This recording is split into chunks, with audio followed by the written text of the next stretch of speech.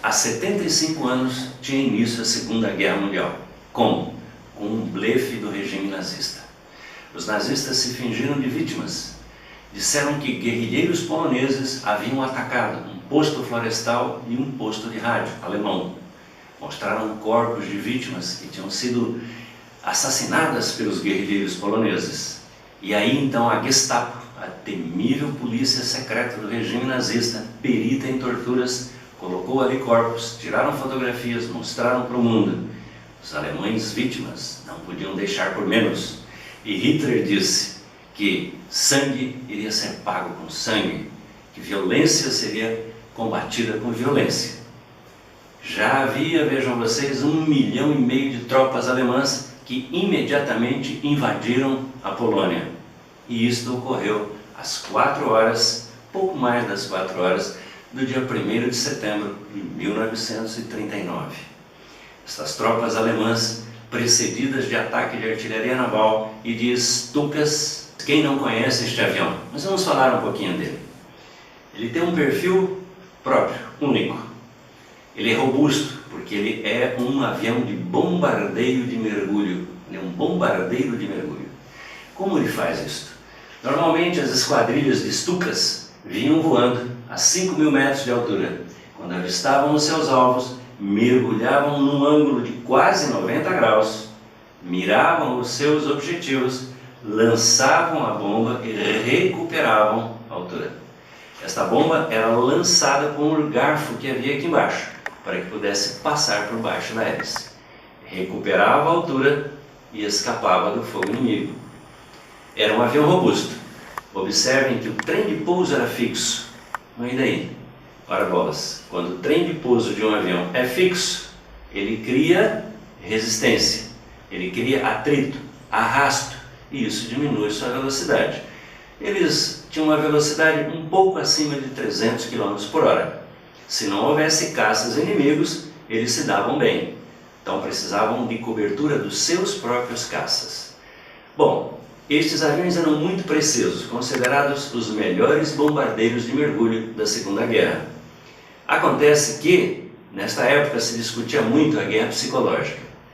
O que será que os alemães fizeram para que este avião se tornasse ainda uma arma mais terrível do que já era? Criaram as trombetas de Jericó. Trombetas de Jericó? Onde estaria isso? Seria isto?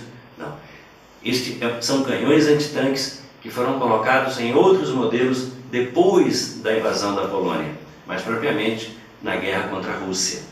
Os modelos da Polônia não tinham esses canhões, mas aqui estão as suas trombetas de Jericó, fixadas no trem de pouso.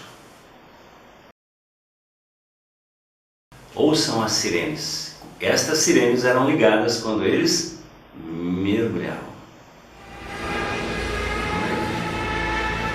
Ouvia, lá vem bomba.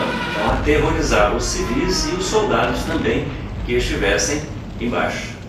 Às vezes o soldado nem via o avião, mas o som agudo da sirene aterrorizava. Então esta era uma terrível arma psicológica. Meus amigos, esta guerra serviu para que os alemães aperfeiçoassem tremendamente a sua tática de guerra, a sua famosa Blitzkrieg. A Polônia foi o início da Blitzkrieg. É como se fosse assim uma Blitzkrieg primitiva, exagerando um pouco. Eles perceberam que, por exemplo, tinham que colocar um oficial da Força Aérea, da famosa Luftwaffe, junto com a divisão do Exército, para assim poder ter uma comunicação mais efetiva das necessidades do Exército junto à Força Aérea. E com essa comunicação que foi aperfeiçoada, ampliada, os alemães criaram uma máquina de guerra quase imbatível. Quase imbatível. Então, a invasão da Polônia criou alguns mitos.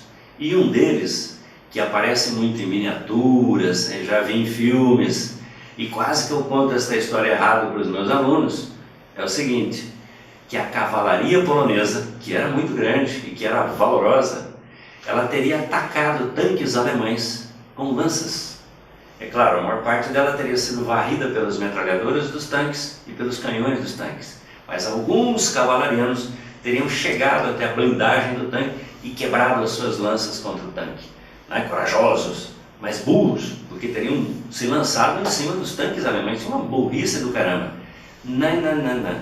Gente, isso é um mito. Isso não aconteceu. Partiu de um jornalista italiano que quis fazer um sensacionalismo, né? Como toda boa mídia gosta de um sensacionalismo, se criou esta história e ficou, mas foi provado o contrário. Até porque os poloneses tinham bons canhões antitanque e eles destruíram quase 3 centenas de tanques. Numa única batalha, tanques poloneses destruíram 30 tanques alemães e perderam somente 2 dos seus. Os tanques poloneses eram inferiores, mas eles emboscaram os tanques alemães. Então, os poloneses não estavam tão por fora assim. Aliás, muitos dos aviões da Força Aérea Polonesa, que eram cerca de 400 aviões, lutando contra 2.000 alemães, eles foram feitos, desenvolvidos, produzidos na própria Polônia.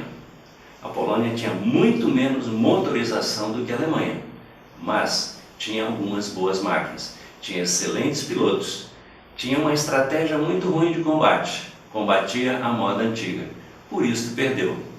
E em pouco menos de uma semana, os alemães já tinham ultrapassado os poloneses e o resto foi só resistência, bravura, etc. A campanha, na verdade, durou 40 dias.